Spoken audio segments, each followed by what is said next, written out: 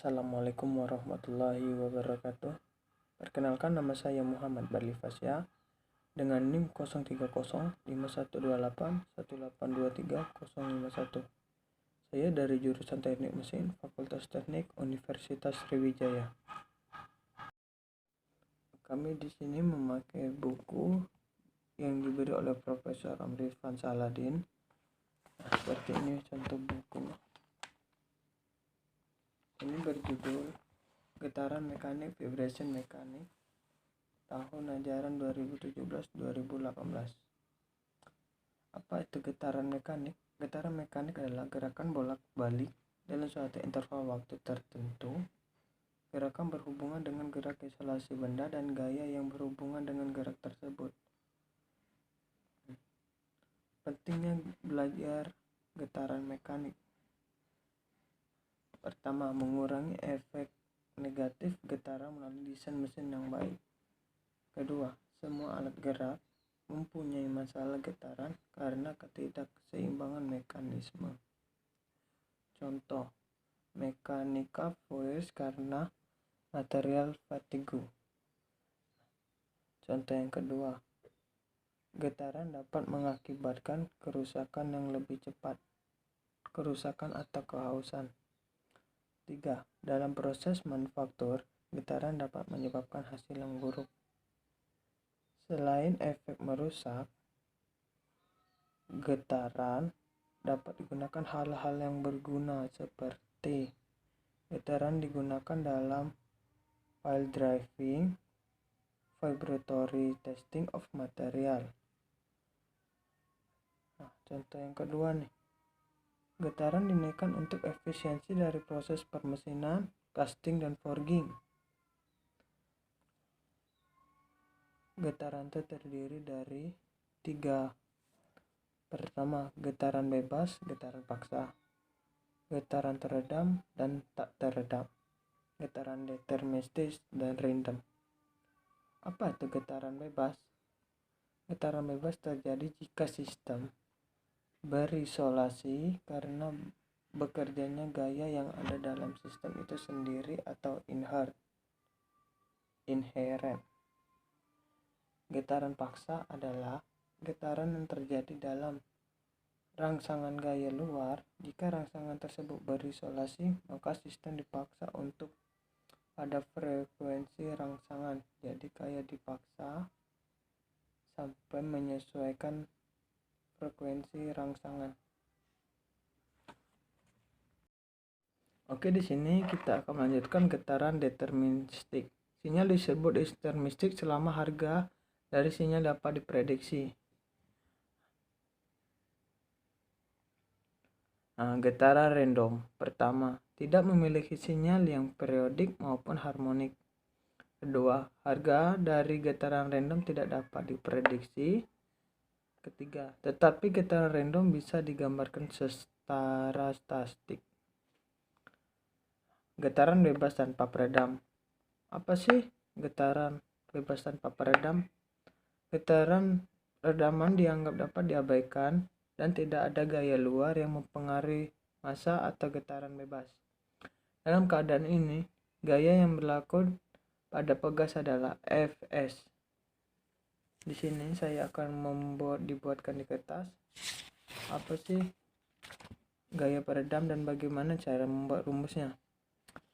Sebanding dengan panjang peregangan X sesuai dengan hukum Hooke atau bila dirumuskan secara matematis adalah Fs sama dengan min Kx. Dengan K adalah tetapan pegas sesuai hukum kedua Newton. Gaya yang ditimbulkan sebanding dengan percepatan massa. Rumus percepatan massa adalah sigma F sama dengan massa kali kecepatan sama dengan m double dot x sama dengan m d kuadrat x per dt kuadrat.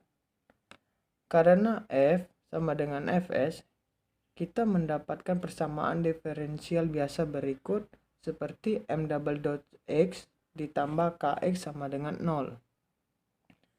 Gerakan harmonik sederhana sistem benda pegas bila kita menganggap bahwa kita memulai getaran Sistem dengan meregangkan pegas sejauh A, kemudian melepaskannya solusi persamaan di atas yang memberikan gerakan massa adalah X fungsi T sama dengan A cos 2V VNT. Solusi ini menyatakan bahwa massa akan berisolasi dalam gerak harmonis sederhana yang memiliki amplitudo A dan frekuensi Fn. Bilangan Fn adalah salah satu besaran yang terpenting dalam analisis getaran dan dinamakan frekuensi alami tak redam. Untuk sistem pegas sederhana, Fn didefinisikan sebagai 1/2V akar dari K per M. Catatan untuk frekuensi sudut omega sama dengan 2VF. Dengan satuan radian per detik, kerap kali digunakan dalam persamaan karena menyederhanakan persamaan. Namun, besaran ini biasanya diubah ke dalam frekuensi standar atau standar satuannya Hz ketika menyatakan frekuensi sistem. Bila massa dan kekakuan tetapan K diketahui, frekuensi getaran sistem akan dapat ditentukan menggunakan rumus di atas, yaitu yang tadi Fn sama dengan 1/2V akar K per M. Getaran bebas dengan redaman. Bila peredam diperhitungkan N, berarti gaya peredam juga berlaku pada massa selain gaya yang disebabkan oleh peregangan pegas. Bila pergerakan dalam fluida, benda akan mendapatkan peredaman karena kekentalan fluida. Gaya akibat kekentalan ini sebanding dengan kecepatan benda. Konstan akibat kekentalan viskositas atau C ini dinamakan koefisien peredam dengan satuan Ns per M. Rumus dari getaran bebas dengan redaman adalah Fd sama dengan min CV sama dengan min C double dot X min C dx per dt. Dengan menjumlahkan semua gaya yang berlaku pada benda, kita mendapatkan persamaan M double dot X ditambah C X dot ditambah Kx sama dengan 0. Solusi persamaan ini tergantung pada besar redaman. Bila redaman cukup kecil, sistem masih akan bergetar, namun pada akhirnya akan berhenti. Keadaan ini disebut kurang redam dan merupakan kasus yang paling mendapatkan perhatian. Dalam analisis vibrasi, bila peredaman diperbesar sehingga mencapai titik saat sistem tidak lagi berisolasi, kita mencapai titik redaman kritis, yaitu bila peredam ditambahkan melewati titik kritis ini, sistem disebut dalam keadaan lewat redam. Dalam koefisien redaman, yang diperlukan untuk mencapai titik redaman kritik pada model massa per gas peredam adalah Cc sama dengan 2 akar Km.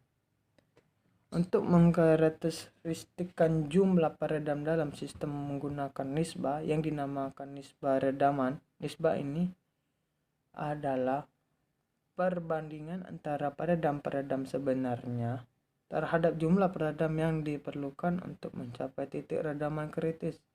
Rumus untuk redaman nisbah adalah C per 2 akar Km. Sebagai contoh, struktur logam akan memiliki nisbah redaman lebih kecil dari 0,05, sedangkan suspensi otomotif akan berada pada selang 0,2 sampai 0,3. Solusi sistem kurang redam pada model massa pegas peredam adalah X fungsi T sama dengan KE pangkat WNT kali cos akar 1/WNT min M plus, dan omega n sama dengan 2V Fn. Nilai amplitudo awal adalah omega insutan fase, ditentukan oleh panjang regangan pegas. Dari solusi tersebut, kita perlu diperhatikan dua hal. Pertama, faktor eksponensial dan fungsi kosinus. Faktor eksponensial menentukan seberapa cepat sistem teredam sebagai besar nisbah redaman. Semakin cepat fungsi teredam ke titik nol, fungsi kosinus melambangkan osilasi sistem. Namun, frekuensi isolasi berada daripada kasus tidak teredam. Frekuensi dalam hal ini disebut frekuensi alamiah atau teredam, Fd, dan terhubung dengan frekuensi alamiah tak redam lewat rumus Fd sama dengan akar 1 min Fn. Oke, di sini frekuensi alamiah teredam lebih kecil daripada frekuensi alamiah tak redam. Namun, untuk banyak kasus praktik nisbah redaman relatif kecil dan karenanya perbedaan tersebut dapat diabaikan. Karena itu, deskripsi teredam dan tak redam kerap kali tidak disebutkan ketika menyatakan frekuensi alamiah. Oke, sekian dari saya. Nanti rumusnya akan saya kirim lewat foto. Dan saya tidak sempat menulis karena tidak ada papan tulis. Terima kasih. Apabila ada salah kata saya mohon ampun. Pada Allah saya tak maaf.